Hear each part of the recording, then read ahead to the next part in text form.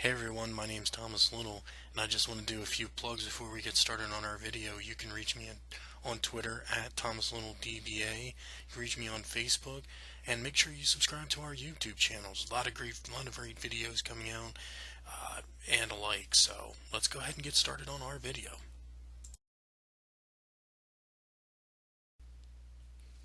So in this agenda, we're going to talk about four major sections of SQL Server. We're going to talk about SQL Server versioning.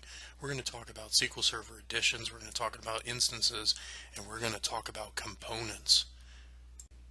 So early versions of SQL Server 1.0 and 1.1 were based upon an OS/2 operating system, and were kind of a joint venture by Microsoft and a couple other companies. When they had version 4.2, they moved over to a Windows operating system. That was the Windows NT operating system that was being developed. During version 7, in about 98 or so, SQL Server got a rewrite. They got a rewrite of the product, and they had a number of advances added to the product, like OLAP services, which is now actually analysis services. In SQL Server 2000, they did support for multiple instances, so you could take multiple copies of SQL Server and install it on one host. That was significant. From a licensing perspective, you were able to do that. And along with that, they started to introduce 64-bit processors. So SQL 2000 was definitely a step up. In 2005, again, another rewrite of the product, making it even better. They had support for XML. They introduced the SQL Server Management Studio. They introduced integration services, which replaced the old data transformation services, or DTS, that came with SQL Server 2000.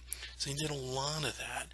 Going forward, 2008 R2, 2012, 14, and 16, they were all built on what was a rewrite of 2005, and they've just kept adding features to it and changing it and so they've done a really great job of making even this version 2016, which is the latest, very feature rich. So with SQL Server, you can install multiple editions of the product. There is Enterprise, there's Standard, there's Web, there's Express, and there's Developer. Enterprise is the everything. It has all of the bells and whistles, is feature rich inside of the software. Everything you want to do, you do in Enterprise. Standard is one step down. Now that's not to say that Standard is less than Enterprise. It can still handle the workloads, it can still that, but it does have some requirements, some limitations for the product. The Web Edition is used for hosting providers, and actually is only sold in one particular Microsoft channel, so you have to go through that channel to get Web, but it's for hosting providers that want to provide hosting capabilities to SQL Server to their customers.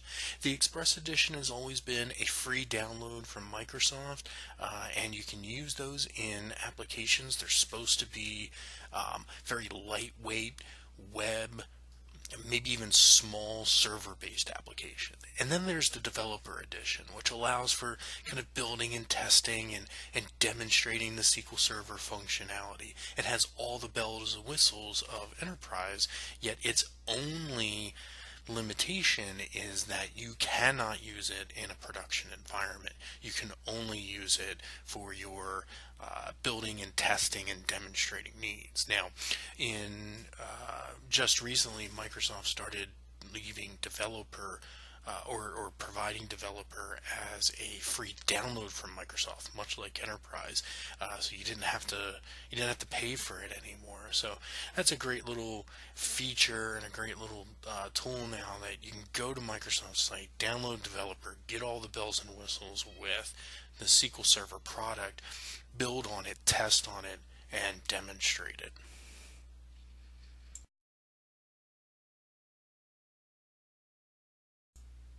Now you can install several instances of SQL Server on one host. And this can be helpful for a couple of reasons. One, different versions or editions of SQL Server might need to be supported on one host. You might have to have Enterprise Edition and Standard Edition on your server. You might want to keep licensing costs to a minimum. The one thing that's great about SQL Server is once you install it on a host, you can install more instances of SQL Server on that same host and not have to pay an additional license. You buy one license, you can install it on the same host. Now the key there is making sure that it's on the same host and that all of its components are on the same host. So something to definitely keep in mind. And applications might require different server correlations. So maybe you have one application that needs case insensitive and the other one does not need case sensitivity. You can actually install multiple versions or the same versions of SQL Server, maybe the same editions, maybe different, but different correlations so that you could support that application, keeping your licensing costs at a minimum. And finally, let's talk about SQL Server components. And there's a number of different components in this product suite. There's the database engine, which is the relational database engine. There's analysis services that's used for online analytics, OLAP. It's the OLAP engine. There's integration services, which is used for an ETL tool, to do extract, transform, and load capabilities. There's reporting services. It's a web service. It's a reporting engine. It's a web service that you can use to report on data within SQL Server, the database engine, or maybe it's within analysis services. There's full text searching, which allows for search options within the applications. Really in the full text. So instead of just trying to find out the data in a particular row, maybe you have a text of data and you want to find keywords and things like that. Full text searching is what you're looking for. There's Polybase now, which kind of bridges SQL Server with external data sources, and it allows you to be to use the T-SQL constructs that you're so used to as a DBA against these kind of external data sources that are sometimes not T-SQL friendly. And then there's replication that kind of allows you to move data between servers and distribute data out. There's transactional replication, merge replication, all sorts of different types of replication. So that's the end of our 10-minute program. I promised you I'd keep it short. Make sure you subscribe to my YouTube channel. You can also reach me on Twitter @ThomasLittleDBA, and you can reach us on Facebook. Talk to you next time.